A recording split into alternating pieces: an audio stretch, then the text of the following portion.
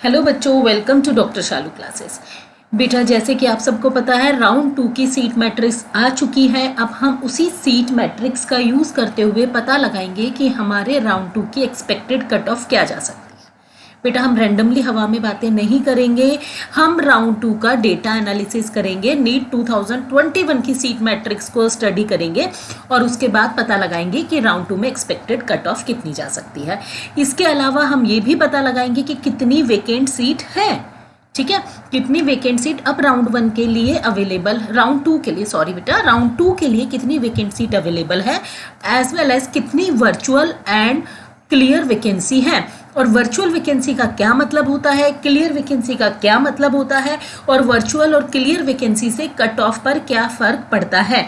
और लास्ट में बेटा हम कैलकुलेट करेंगे हमारे ऑल इंडिया कोटा राउंड 2 की कट ऑफ। ठीक है, इससे पहले मैं वीडियो शुरू करूं, आप सब बच्चे मेरे चैनल को लाइक, शेयर और सब्सक्राइब कर लीजिए। बेटा, जिन बच्चों ने अभी तक मेरा चैनल सब्सक्राइब नहीं किया है और जो मेरे चैनल पर नए हैं, प्लीज़ मेरे चैनल को सब्सक्राइब कर लीजिए, क्योंकि जितने ज़्यादा लाइक और सब्सक्रिप्शन होगा उतना ज़्यादा मुझे मोटिवेशन मिलेगा और मैं इसमें और मेहनत करूँगी और आपके लिए और अच्छे अच्छे वीडियो लेकर आऊँगी। ठीक है बेटा, तो अब सबसे पहले हम अपना वीडियो शुरू करते हैं। हम सबसे पहले बात करेंगे कि 2021 और 22 में राउंड 2 सीट मैट्रिक्स की, कि कितना सीट मैट्रिक्स था। ठीक है, तो अभी हम उसकी बात करेंगे, लेकिन इससे पहले मैं आपको ये बताना चाहती हूँ बेटा, वर्चुअल और क्लियर वैकेंसी क्या होती है, वर्चुअल वैकेंसी का क्या मतलब है, क्लियर वैकेंसी का क्या मतलब है। बेटा वर्चुअल वैकेंसी क्या होती है बेटा, वर्चुअल वैकेंसी होती है जो अभी खाली नहीं है लेकिन आने वाले टाइम में खाली हो सकती है। अब आप लोग पूछोगे मैडम इसका क्या मतलब है, अभी खाली नहीं और आने वाले टाइम में खाली हो सकती है। देखो बच्चों, बहुत सारे बच्चे राउंड 1 में पार्टिसिपेट करते हैं। राउंड 1 में पार्टिसिपेट करके जब उनको कॉलेज अलॉट हो जाता है तो वो बच्चे, कुछ बच्चे उस कॉलेज में जाके अपने डॉक्यूमेंट सबमिट कर देते हैं और अपग्रेडेशन के लिए डाल देते हैं। ठीक है, तो यानी अगर उनका कॉलेज अपग्रेड हो जाता है तो पुराना कॉलेज को छोड़ के अपग्रेडेड कॉलेज के अंदर एडमिशन ले सकते हैं। तो इसका मतलब ये वैकेंसी खाली नहीं थी लेकिन खाली हो जाएगी, तो उसे कहते हैं वर्चुअल वैकेंसी। यानी कि जितनी वर्चुअल वैकेंसी है उतने बच्चों ने डॉक्यूमेंट सबमिट कर दिए हैं वहां जाकर और अपग्रेडेशन के लिए अप्लाई कर दिया है। अब एज सच अगर ऑल इंडिया कोटा में उसका अपग्रेडेशन होता है तो कट ऑफ पे कोई फर्क नहीं पड़ेगा। मान लीजिए एक बच्चे ने एम्स ऋषिकेश के अंदर सीट आपका मिल गई है, लेकिन उसने अपग्रेडेशन के लिए डाला एम्स दिल्ली के लिए। अब उसको एम्स दिल्ली में मिल गई है तो उसने ऋषिकेश की सीट छोड़ दी और एम्स दिल्ली की सीट में वो चला गया है। अब आप देखेंगे बेटा, पहले भी एक सीट खाली थी एम्स दिल्ली की, अभी भी एक सीट खाली है एम्स ऋषिकेश की। तो बस वो सब्सटीट्यूशन हुआ है कि एक बच्चा एक जगह से उठ के क्लास में, यानी 40 के 40 बच्चे हैं, एक बच्चा जो पहले का पीछे बैठता था वो आगे बैठने लग गया है, बस इतनी ही बात हुई है। तो वर्चुअल वैकेंसी अगर बच्चा ऑल इंडिया कोटा में अपग्रेड कराता है तो कट ऑफ पर कोई फर्क नहीं पड़ेगा। बट अगर बच्चे ने ऑल इंडिया कोटा में एडमिशन नहीं लिया राउंड 1 के कॉलेज में और स्टेट कोटा में उसको अच्छा कॉलेज मिल गया है, वो वहां चला गया है, ठीक है, तो इससे कट ऑफ कम जाएगी, क्योंकि हमारे पास ऑल इंडिया कोटा की सीट आ जाएंगी तो इससे कम जाएगी। तो आई होप बेटा आपको वर्चुअल वैकेंसी का मतलब समझ में आ गया होगा। तो वर्चुअल वैकेंसी यानी जो अभी खाली नहीं है, बच्चों ने उस सीट पर जाके डॉक्यूमेंट सबमिट करा दिए हैं और अब वो बच्चे अपग्रेडेशन के लिए अप्लाई किया है। अगर वो स्टेट कोटा में अपने एडमिशन लेते हैं तो इस वैकेंसी का फायदा हमें मिलेगा, और अगर स्टेट कोटा में नहीं लेते हैं तो एज सच कट ऑफ पे इतना भारी फर्क नहीं पड़ेगा। अगर हम क्लियर वैकेंसी की बात करें बेटा, तो क्लियर वैकेंसी होता है फ्री एग्जिट। मतलब राउंड 1 में कॉलेज अलॉट हुआ, आप वहां गए नहीं, आपने डॉक्यूमेंट सबमिट किए ही नहीं, सीट जैसी राउंड 1 में खाली थी वैसी ही राउंड 2 में खाली है। इस वैकेंसी को कहते हैं क्लियर वैकेंसी। जितनी ज्यादा क्लियर वैकेंसी होती है उतनी कट ऑफ नीचे जाती है। ठीक है, तो अभी जो सीट मैट्रिक्स आया है उसके अकॉर्डिंगली जो वर्चुअल वैकेंसी है वो 3204 सीट वर्चुअल वैकेंसी की खाली है और जो क्लियर वैकेंसी है वो 6221 सीट क्लियर वैकेंसी की खाली है।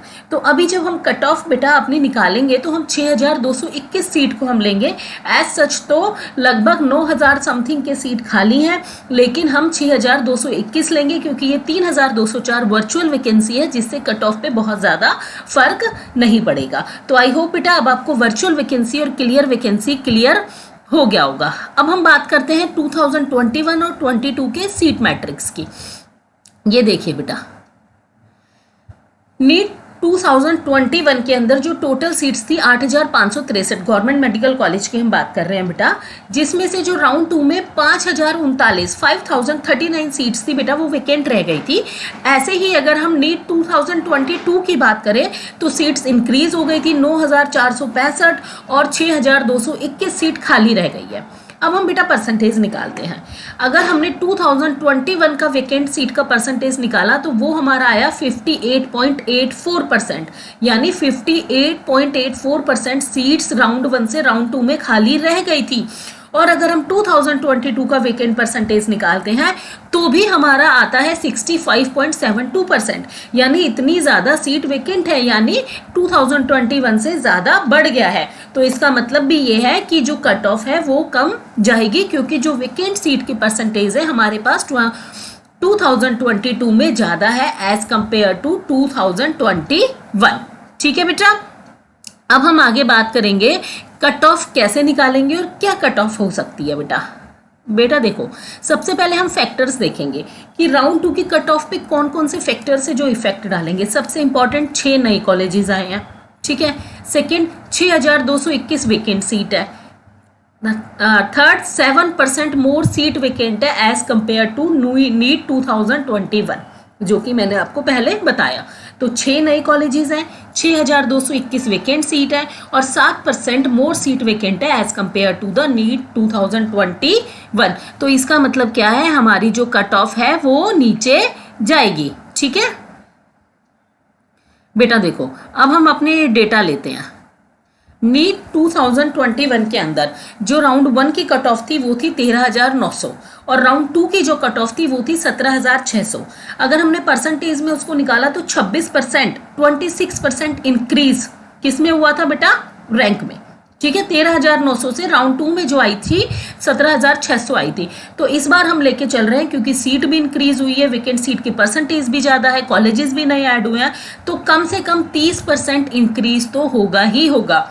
तो अगर अब हमें पता है कि राउंड 1 की हमारा जो रैंक गया है, लास्ट रैंक जर्नल में जिसको कॉलेज मिला है वो है 17,400, इसमें हमने 30% ऐड कर दिया बच्चों, तो ये हमारा आ गया 22,620, अराउंड 22,500। यानी हम मान के चलते हैं बेटा 22,500 से 23,500 के बीच में जो जनरल का बच्चा आता है उसको मिल जाएगा, क्योंकि यहाँ हमने एक फैक्टर ले लिया है कि 30% इंक्रीज होगा ही होगा, क्योंकि लास्ट ईयर कितना हुआ था 26%। तो इतने सारे फैक्टर्स को ध्यान में रखते हुए 30% का इंक्रीमेंट तो बनता है और ये होगा ही होगा।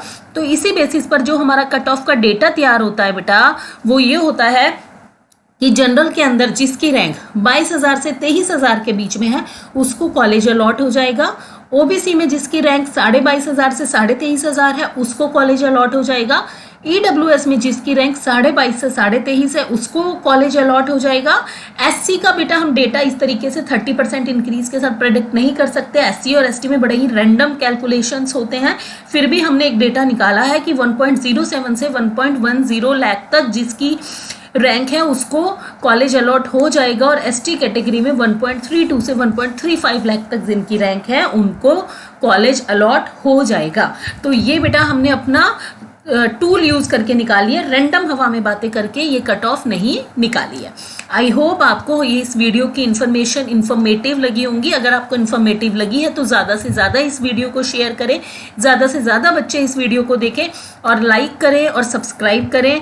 थैंक यू सो मच बच्चों मुझे ढेर सारा प्यार देने के लिए। Kindly keep loving my channel like this. Okay, tata, bye bye, take care. हम मिलते हैं अब अपने अगले वीडियो में।